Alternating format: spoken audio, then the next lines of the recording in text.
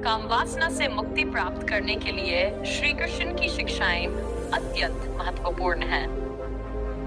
श्रीमद् भगवत गीता में श्री कृष्ण ने आत्म संयम, ध्यान और भक्ति योग के माध्यम से मन को शांत करने और कामनाओं पर विजय प्राप्त करने के मार्ग का विस्तार से वर्णन किया है।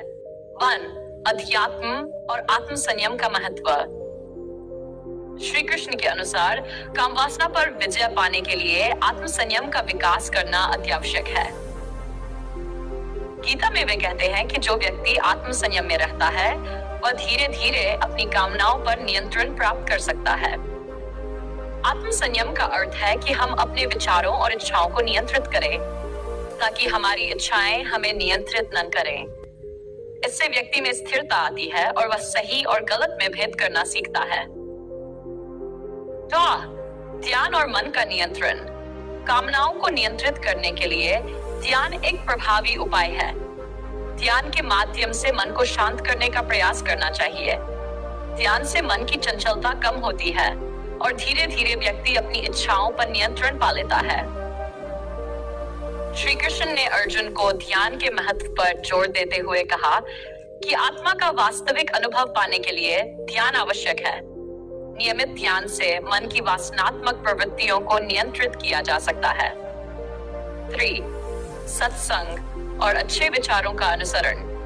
काम वासना से मुक्ति पाने के लिए सत्संग यानी अच्छे लोगों की संगति में रहना महत्वपूर्ण है।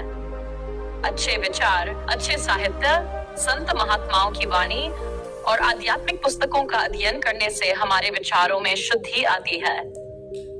सत्संग से हमें यह समझ में आता है कि असली सुख भौतिक इच्छाओं की पूर्ति में नहीं बल्कि आत्मा की शांति में है।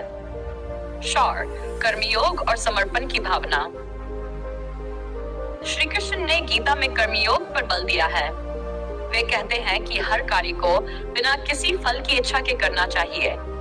फल की कामना न रखने से व्यक्ति धीरे धीरे इच्छाओं से मुक्त होने लगता है। यह मन की स्थिति को संतुलित बनाए रखने में सहायक होता है और व्यक्ति मोह माया, वासना और कामनाओं से दूर रहने में सक्षम होता है। 5. भक्ति ने भक्ति योग का भी विशेष रूप से वर्णन किया है।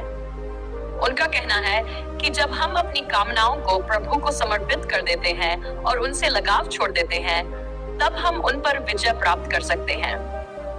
भक्ति योग में व्यक्ति भगवान के प्रति पूर्ण विश्वास और प्रेम रखता है, जिससे मन की अन्य इच्छाएं धीरे धीरे कमजोर होने लगती हैं। भक्ति में मन को स्थिरता मिलती है और कामनाओं पर विजय पाना आसान हो जाता है। 6.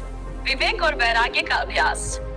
विवेक का अर्थ है सही गलत में अंतर करना और वैराग्य का अर्थ है सांसारिक वस्तुओं में आसक्ति का त्याग करना।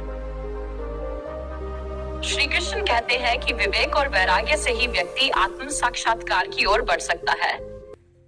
विवेक का अभ्यास हमें यह समझने में मदद करता है कि स्थायी सुख आत्मज्ञान और आत्मबोध में है, न कि भौतिक इच्छाओं में।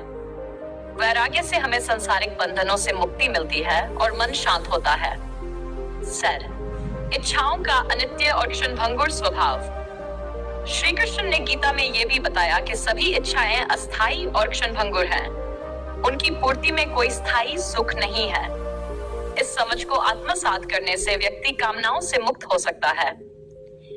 इस प्रकार श्री कृष्ण की शिक्षाएं हमें आत्म संयम, ध्यान, भक्ति, विवेक और वैराग्य के मार्ग से काम वासना पर विजय प्राप्त करने का मार्ग दिखाती है। नियमित अभ्यास, अच्छे संगति में रहना और आध्यात्मिक शास्त्रों का अध्ययन हमें इस दिशा में सफल होने में